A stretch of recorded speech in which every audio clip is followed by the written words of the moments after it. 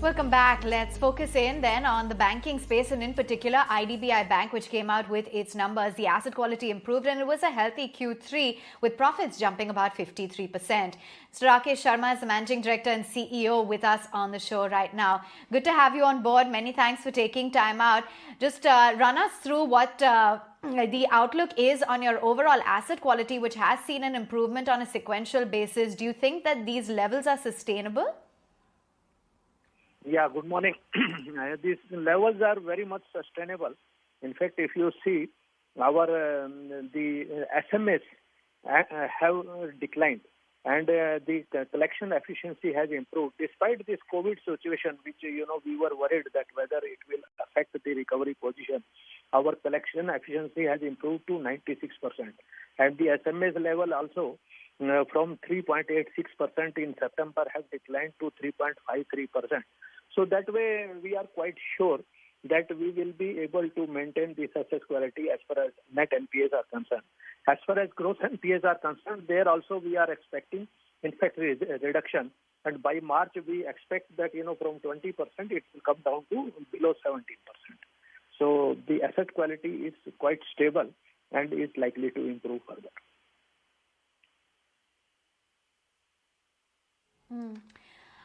Give us a sense as to what the outlook is when it comes to the advances, because there has been muted growth in the advances this time around. What is the outlook when it comes to your overall credit growth and going forward for even for FY23? Do you think that it will continue to remain muted, or do you think that there will be a recovery? You see, the bank was placed under PCA for almost 4 years. And during that period, we were growing only in retail advances. So this time, the retail have grown YoY by 5%. Yes, the growth has not been to that extent as we were expecting. But one good thing which we have seen this quarter is that mid-corporate growth, which was, there is almost 4 years we were showing negative growth. So this quarter, we have shown YoY growth of 12% in mid-corporate. And that is our focus area also. So this March quarter also, we will be able to show some reasonably good growth in a very calibrated manner. And next year, we certainly expect around 10% growth, both in retail and mid-corporate, large corporate.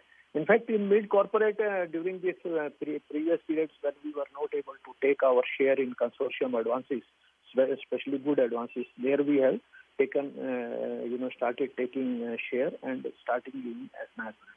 So we expect that good growth will happen. But yes, we will be quite careful about the quality of advances so that, the situation we had faced earlier will not recur.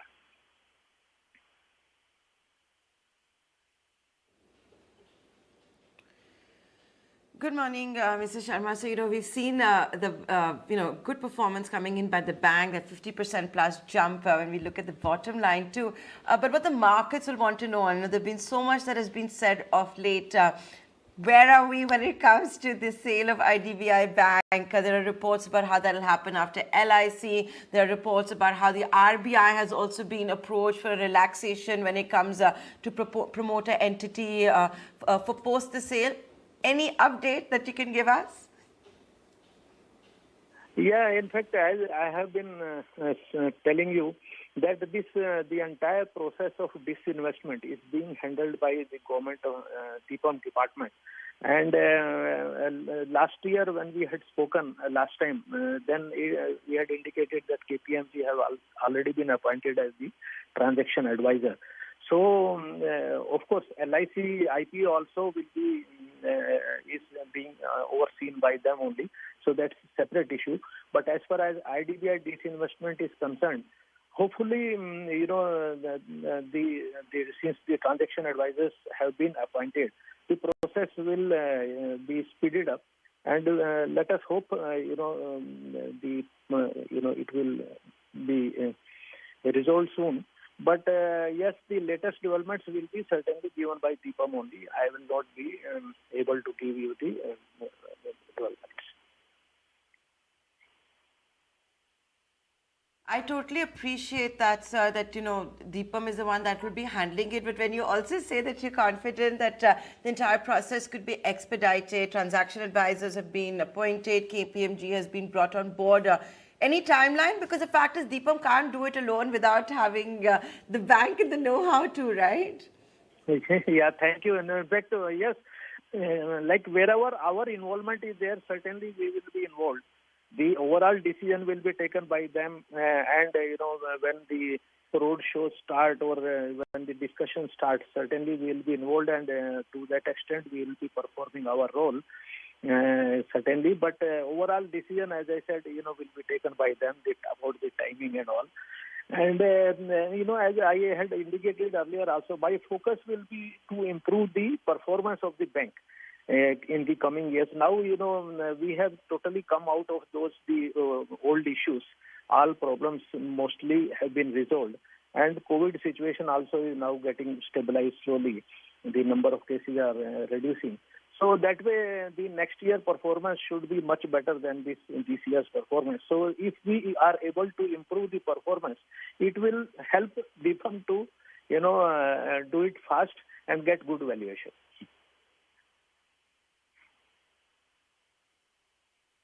Okay, fair enough. Getting right back to your numbers in the third quarter, the total deposits stood at about 2.2 lakh crores. That's down about 0.8% on a year-on-year basis.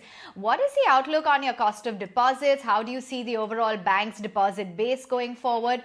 And what is going to be your strategy to lower the share of the bulk deposits? Yeah, in fact, earlier, the bank was totally depending on bulk deposits, and the CASA ratio around 3 years back used to be in the range of 34-35%. Now, if you see, my CASA ratio has increased to 54.69%. It is, I think, one of the highest in the industry. And the cost of deposits also, if you see from 30th September 31st December, from 4.18, it has reduced to 3.50. And similarly, cost of fund has also declined from 4.39 to 3.79, almost 60 basis points. So that way, I think the focus will continue to be there on CASA deposits.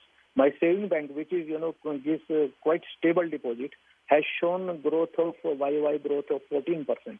Current account has also shown growth of almost 5%. Bulk deposits, yes, strategically we have been reducing the bulk deposits because these are interest-sensitive deposits. Whenever our growth starts happening in advances, whenever we need, these are interest-sensitive deposits, we can raise it.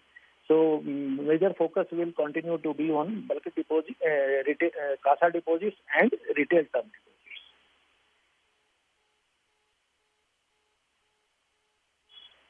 We spoke about your asset quality, but just can you tell us yet again how much you've identified as bad loans in the quarter going and what the outlook is on your gross NPAs once you are going to see the accounts being transferred, and where do you see your overall capital adequacy ratio headed?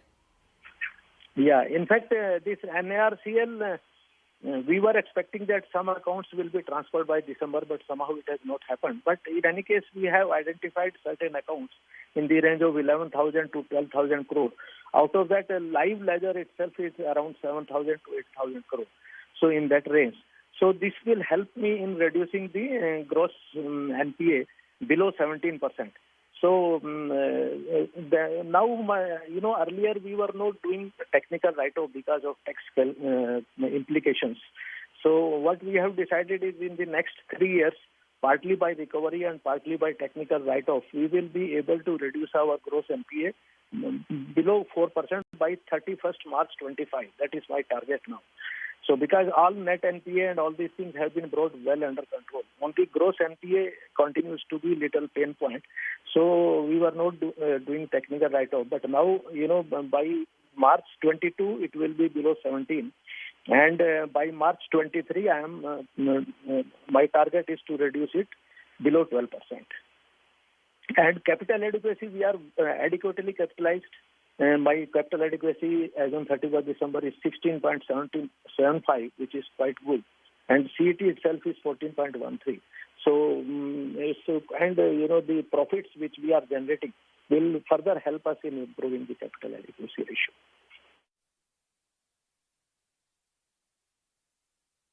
Mr. Sharma, for walking us through your financials. We'll let you go on that note. Completely out of time, sub 17,400 on the index.